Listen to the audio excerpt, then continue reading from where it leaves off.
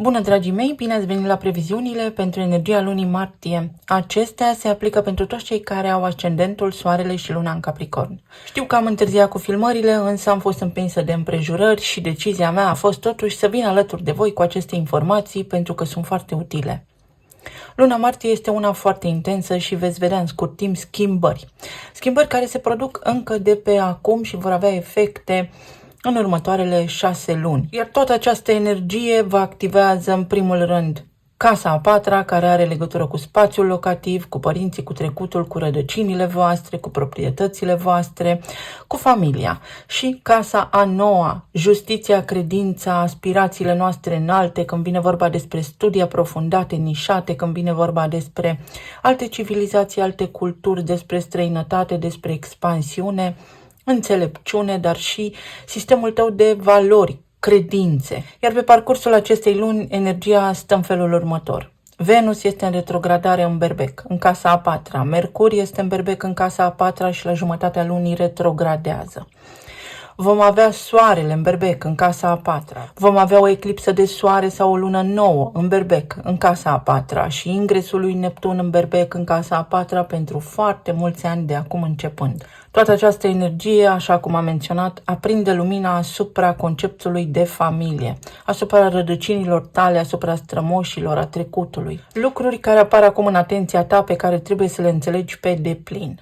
Această casă a patra este locul unde noi ne retragem, locul unde noi ne simțim cel mai bine, locul unde noi trăim, unde ne încărcăm energetic. Este cumva o casă nevăzută, unde știm doar noi ce se întâmplă. Berbecul este un semn cardinal de foc și aduce în prim plan în acest moment, mai ales pentru că avem eclipsa aici, toate cele întâmplate de-a lungul vieții voastre încă de la naștere.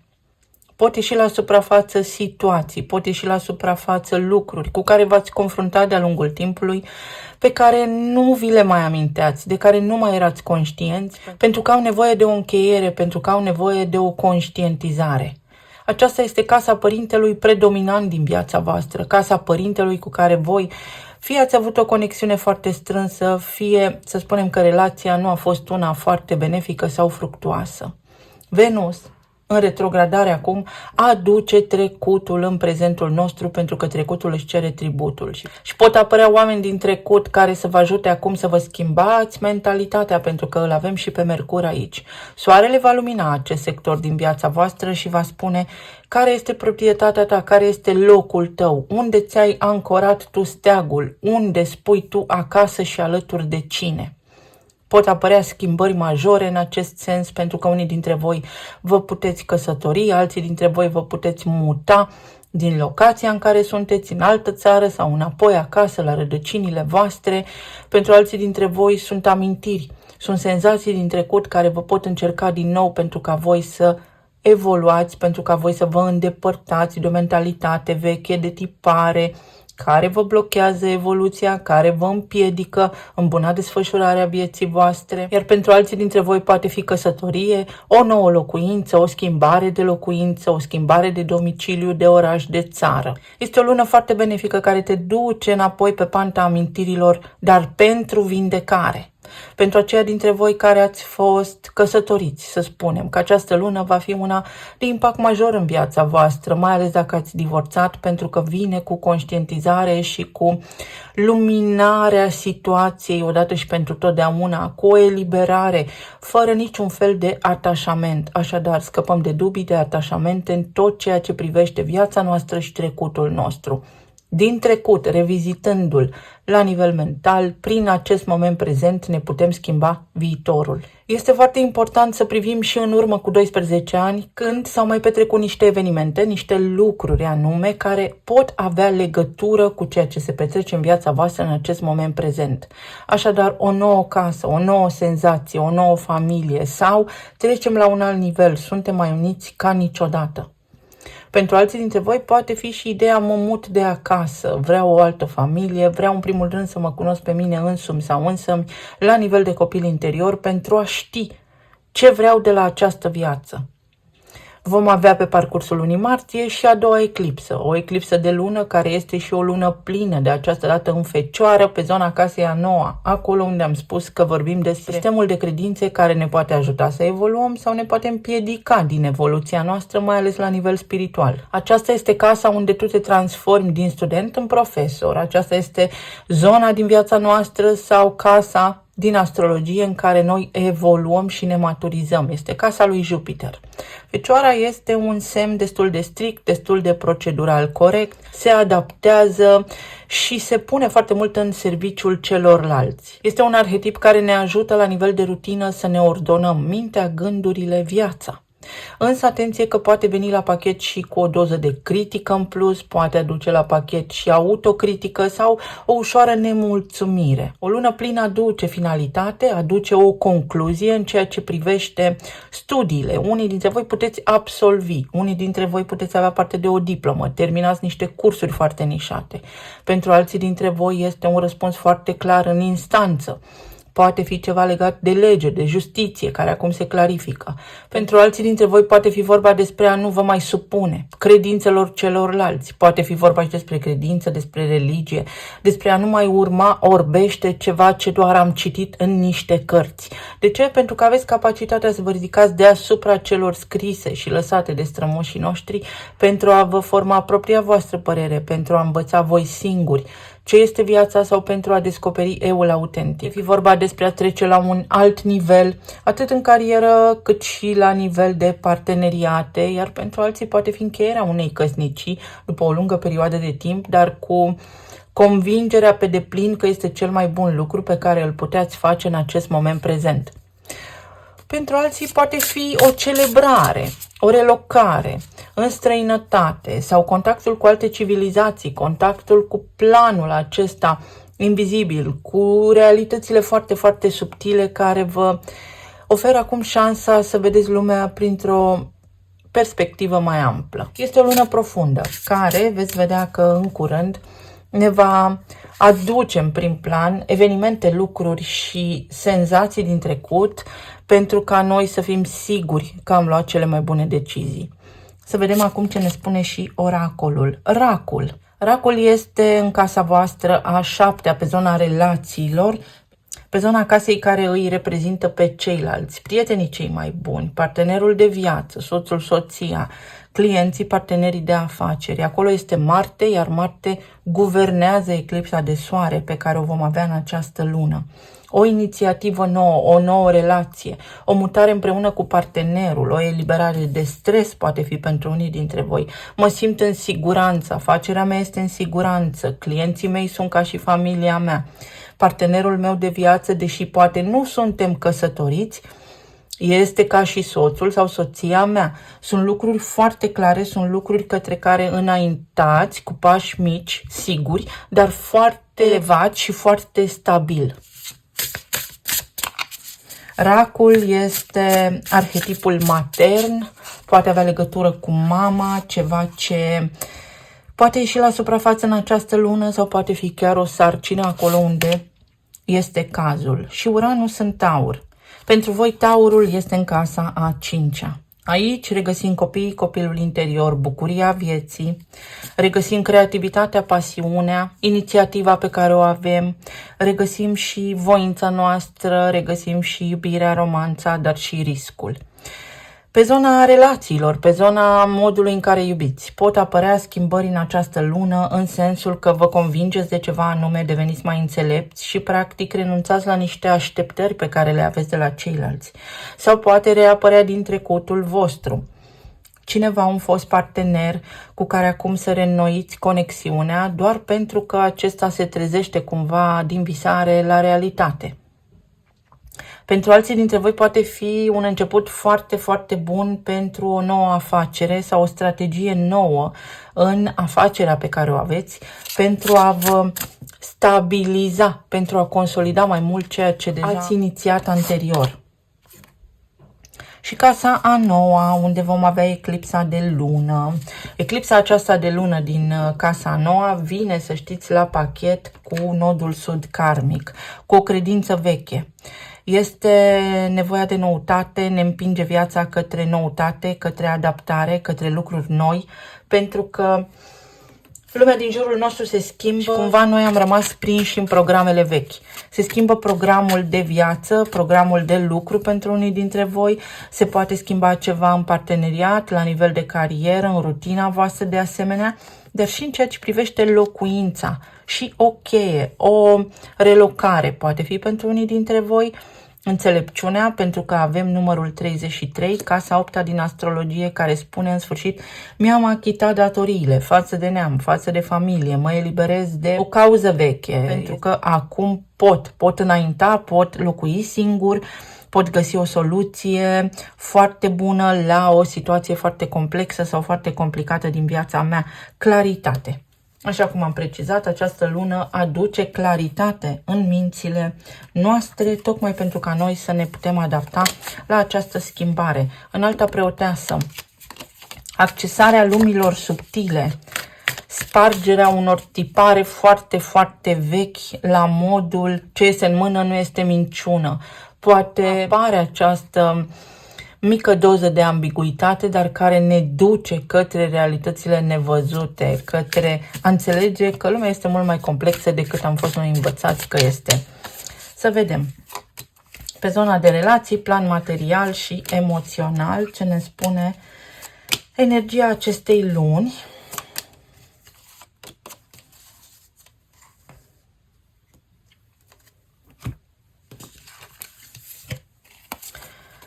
Pe relații, uite, poate apărea dintr-o dată cineva din trecutul vostru, o persoană care vrea să își ceară iertare, poate fi pentru unii dintre voi o persoană care vrea să regleze o situație, o persoană care știe că v-a greșit într-un anume moment din spațiu și din timp. Poate fi în acest moment noutate în viața voastră dacă sunteți singuri, după o perioadă de tristețe, de apatie, în care nu ați văzut niciun fel de mișcare în viața voastră, situația să se schimbe și ca printr-un miracol, să-i spunem așa, poate apărea cineva în viața voastră care să vă facă declarații, care să vă curteze, care să vă îndrăgească, să vă invite în oraș.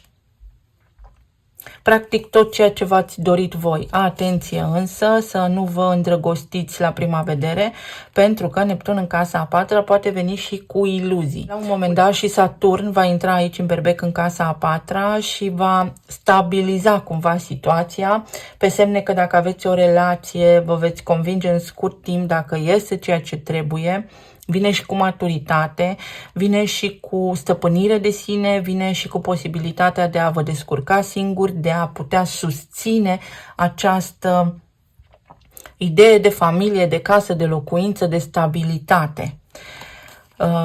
Poate fi o lună foarte, foarte dinamică la nivel de relații, o lună în care în rutina voastră să se întâmple lucruri extraordinar de bune, să fiți surprinși de partenerii voștri cu declarații de iubire, aceștia să fie mai pasionali, mai senzuali, să locuiți mai mult timp împreună dacă aveți o relație la distanță.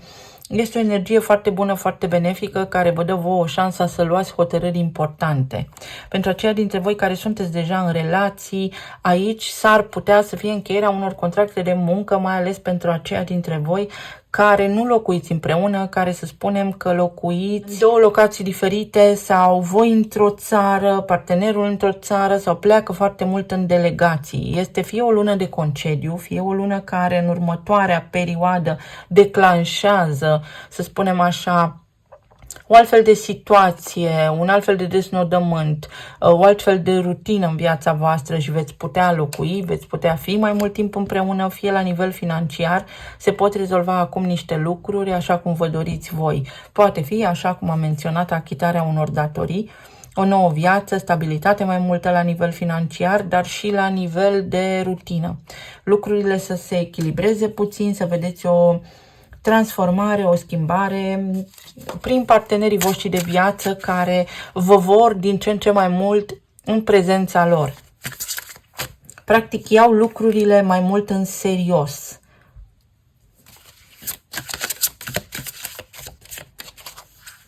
Pe zona de relații, lucrurile devin mai serioase. Uite, asul de cupe, regenerare și la nivel financiar, posibilitatea să întâlnești, începând cu această lună, un nou partener, o nouă parteneră de viață alături de care să-ți construiești o familie, posibilitatea să te împaci sau să remediezi niște provocări pe zona de relație de cuplu cu partenerul tău, să ajungeți într-un punct mai bun, într-o etapă mai bună a vieții voastre. 5 de cupe. Să reglați, să spunem așa, instabilitatea. Veți avea o perioadă prin care aveți oportunitatea să scăpați de durere, de o durere veche. Asul de cupe și 5 de cupe ne-l aduc pe 6 de cupe. Poate ieși la suprafață cu Venus în retrogradare acum ceva ce a durut pentru a fi vindecat și poate fi o transformare la 180 de grade în acest sens pe zona de relații. Pentru alții dintre voi poate fi ideea că în sfârșit puteți iubi din nou. 5 de cupe înseamnă și doliu. Pentru aceia dintre voi care ați pierdut partenera sau partenerul de viață, energia acestei luni vă activează posibilitatea să iubiți din nou, să cunoașteți oameni noi, să vă întemeiați o nouă familie, pentru că a venit timpul. Pentru alții dintre voi poate fi după o lungă perioadă petrecută împreună, în sfârșit trecem la următorul nivel, ne mutăm împreună. 4 de bâte. Pentru unii poate fi o căsătorie, o căsnicie. Pentru alții dintre voi poate fi în sfârșit întâlnirea sufletului pereche. Pentru că Venus poate aduce și în preajma noastră oameni pe care i-am cunoscut, dar cu care nu am avut o relație de iubire și acum conexiunea aceea se poate transforma într-una de parteneriat, de cuplu, sau poate aduce o persoană a cărei energie să fie foarte familiară, foarte mult în rezonanță cu ceea ce ne dorim noi. Un suflet pereche din alte vieți. Nu regreta nimic. Asta spune luna martie pentru tine pe zona de relații. Privește înainte. Gardianul. Mai mult sprijin din partea partenerilor voștri de viață sau tot ceea ce s-a întâmplat în viața voastră până în acest moment prezent a fost pentru propria voastră protecție, pentru că aveți o misiune, pentru că aveți un scop în această viață, pentru că mai aveți niște lucruri foarte importante de trăit și de experimentat aici. Sau poate fi o eliberare la propriu sau la figurat. Armonie. 6 de cupe ne aduce armonie, 4 de bâte ne aduce armonie și celebrare. Poate fi vorba și despre ai voștri copii care se desprind dintr-o etapă stresantă în viața lor și vouă asta va duce liniște, pentru că avem aici racul, grija față de copiii noștri. Poate fi vorba și despre obținerea unor documente, despre siguranță în afara țării, despre legalizarea unor acte, despre o nouă identitate, un nou domiciliu. O lună foarte bună. La nivel de plan financiar, 7 de spade, eremitul și asul de cupe. Aici, la nivel financiar, cu Uranus în Taur, poate fi vorba despre lipsă de bucurie, despre o rutină foarte mecanică, foarte lipsită de evoluție, de bucurie, de plăcere în activitatea zilnică. Curacul pe casa 7 acolo, la nivel de afaceri, puteți vedea o creștere. Parcă dintr-o dată lucrurile devin mai clare, introduceți în afacerea voastră, dacă sunteți antreprenori, o strategie nouă care dă rezultate și dă rezultate foarte bune. Pe de altă parte, poate fi vorba despre o situație la nivel financiar care acum își găsește soluționarea. Rezultatul cel mai bun îl puteți obține începând cu această lună. Nu vă dați bătuți. Pentru alții dintre voi poate fi vorba despre schimbarea unui specialist cu care lucrați, contabilul, contabila sau notarul sau orice fel de specialist, orice fel de om care are o anume experiență, o anume expertiză într-un domeniu, se rezolvă o situație de așa natură încât voi să fiți mulțumiți ulterior. Poate fi și un conflict de la locul de muncă, care acum se rezolvă, aplanarea unor conflicte acolo, la nivel de rutină, ceva ce a fost copleșitor, devine mai liniștitor în perioada ce urmează. Asul de cupe aduce regenerare, aici este un fel de fraudă, antifraudă sau sindromul impostorului, să spunem. vă luați ori o diplomă, ori în sfârșit deveniți un expert, un profesor, o somitate în domeniul vostru de activitate și asta vă încântă maxim. 7 de bâte. Foarte multă forță să vă regenerați, forță să treceți peste niște bariere sociale, regina de monede. Poate fi o energie feminină care vă ajută pe parcursul acestei luni să scăpați de niște provocări majore sau vă echilibrați voi. Veți avea senzația că totul este în control. Și 4 de bâte din nou. Celebrare, bucurie, regenerare. Un eveniment la care puteți participa, chiar dacă nu erați convinși, să spunem. O situație, o instanță, o speță unde poate ați fost acuzați pe nedrepți, voi sau cineva drag vouă, și acum se află adevărul. Parteneriat. Pe zona de afaceri, sau pe zona locului de muncă, unde exista neclaritate, unde ați avut provocări, lucrurile se schimbă înspre bine. La nivel de plan emoțional și medical, avem pajul de monede, 3 de bâte, împăratul și pajul de bâte. Asta înseamnă idei noi, curaj, bucurie, liniște, încredere că puteți rezolva ceva. Ceea ce așteptați voi se poate întâmpla. Sunteți în etapa de acțiune, sunteți în etapa de gânditor. Gânditorul își găsește și o pereche. Ori vă asociați cu cineva într-o nouă afacere, ori se întâmplă ceva bun în zona relațiilor de cuplu și cineva își asumă responsabilitatea, ori lucrurile încep să fie din ce în ce mai bune, ori pentru alții dintre voi este vorba despre o căsătorie, despre o sarcină. Avem aici berbecul pe casa a 4-a. Trebuie să luăm o hotărâre sau hai să vedem ce putem face pentru că, uite, îmi vine o idee, ne mutăm împreună, lucrurile vor sta mai bine și la nivel financiar. Pentru alții dintre voi este vorba despre felul vostru de a fi încă din copilăria voastră și despre strictețea părinților. Pentru că nu ați putut funcționa în parametrii normali din această pricină. Aici este tata în discuție. Ori a fost alături de voi și a reprezentat părintele predominant din viața voastră, ori acolo au fost provocările, iar acum le puteți înțelege. Iese soarele. La nivel medical, vă puteți simți mai bine, vă puteți mișca mai bine, se întâmplă lucruri care vă ajută să vă reîncărcați energetic. Pentru alții dintre voi poate fi un tratament, poate fi o rutină mai sănătoasă care vă ajută să vă regenerați la nivel celular. Pentru alții dintre voi poate fi vorba despre faptul că vă eliberați dintr-o situație în care anterior ați avut senzația că nu puteți scăpa. Este libertate. Mă simt liber, mă simt bine, mă simt acum atât de bine încât știu că pot face absolut tot ceea ce îmi doresc. Iar pentru alții dintre voi este vorba despre rigiditate. Să încercați să fiți un pic mai flexibil și să vă adaptați. Aveți de 3 ori asul de cupe. Poate fi o cerere în căsătorie. Pentru alții dintre voi, tratamentul potrivit pentru regenerare, pentru însănătoșire. Pentru alții dintre voi, vindecarea profundă de care aveți nevoie pentru a fi voi înșivă. Iubire, pasiune. O cerere dintr-o dată în căsătorie sau cunosc pe cineva dintr-o dată neașteptat sau lucrurile încep de pe o zi pe alta să meargă bine. Nu vor începe de la sine. Prin energia voastră, prin vibrația voastră, aceste lucruri se declanșează. Și roata destinului, omul potrivit la locul potrivit sau această sincronicitate perfectă pentru că eclipsele aduc urgență în viața noastră, dar și un sens al predestinării. Un noroc fantastic, ceva ce vă schimbă viața, se produce începând cu luna martie. Poate fi la nivel de carieră, un apogeu, vizibilitate, imaginea publică. Poate fi cu un fost partener de care vă eliberați acum pentru că în sfârșit sunteți împuterniciți. La nivel de afaceri, indiferent că sunteți doamne sau domni, lucrurile se pot schimba și se pot schimba în bine.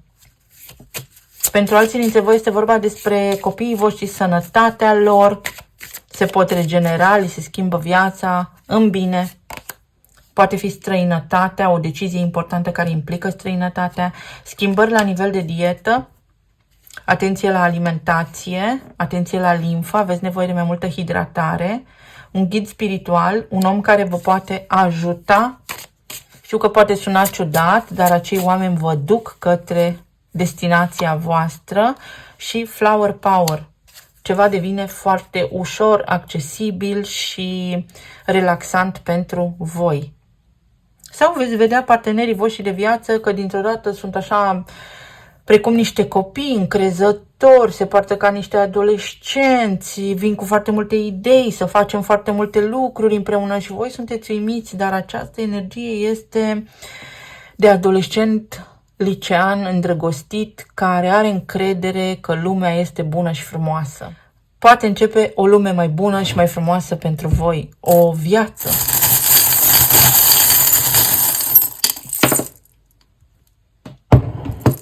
Meriți momentul acela potrivit în care să începi o nouă viață, în care să începi să vezi viața diferit sau ceva bun se întâmplă în viața ta. Bucură-te de lucrurile mici.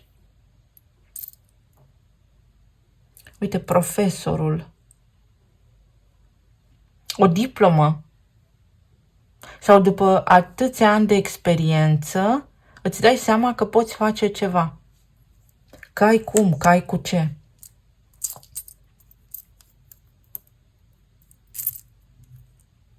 Curajul să înțelegi anumite lucruri importante despre tine și despre ceilalți și să spargi gratiile de la închisoarea minții. Asta este închisoarea minții, schimbarea mentalității și a gândirii.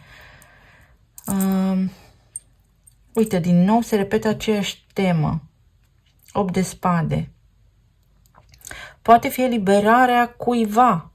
În cazul în care, nu știu, ați avut provocări de genul cu instanța pe cineva, restricționat. Este o eliberare la propriu și la figurat. Atenție la dantură pentru unii dintre voi. Poate voi sau copiii voștri absolviți niște studii medicale. Aici este un spital, o instituție mare sau o judecătorie. Poate fi remedierea unor provocări pe partea de stomatologie, iar pentru alții dintre voi este în sfârșit eliberarea. Sunt rege în propriul meu castel, sunt împărat. Forță să acționezi. Te iubesc. Cineva îți face o declarație de dragoste sau este acea cerere în căsătorie despre care vorbeam, pentru că, uite, deși poate relația a funcționat sau nu a funcționat, te trezești la realitate, se trezește la realitate, accepti niște lucruri, lucrurile devin mai clare, mai stabile pentru tine, mai ușoare. Pentru alții dintre voi este cineva aici care conștientizează cât a greșit, unde a greșit și veți simți sau chiar veți auzi niște scuze. O situație care devine mai ușoară, se reglează ceva sau se reglementează ceva la nivel fiscal, la nivel legal, este o reușită. O deblocare. Simți că plutești, dragostea plutește în aer, o lună foarte bună la nivel de relații, la nivel spiritual, emoțional pentru tine. Credința ta se schimbă ceva la nivel de credință, poate în legătură cu tot ceea ce ai crezut tu până acum. La locul de muncă, noroc sau creșteri, negociază, cerești, ți se va da. Și o inimă plină, o vindecare puternică. Pentru alții dintre voi, atenție la plămâni, atenție la tristețe. Poți scăpa de tristețe, poți scăpa de toate acele gânduri, de acea etapă, acea perioadă din viața ta în care ai fost foarte trist. Se reglează ceva. Scapi în sensul că se întâmplă ceva, iar acele evenimente îți aduc bucurie, îți aduc liniște în suflet. Vă mulțumesc tare mult. Vă doresc să aveți o lună minunată, să fiți bine, sănătoși și iubiți. Și să ne reauzim cu bine și data viitoare. Pa, pa!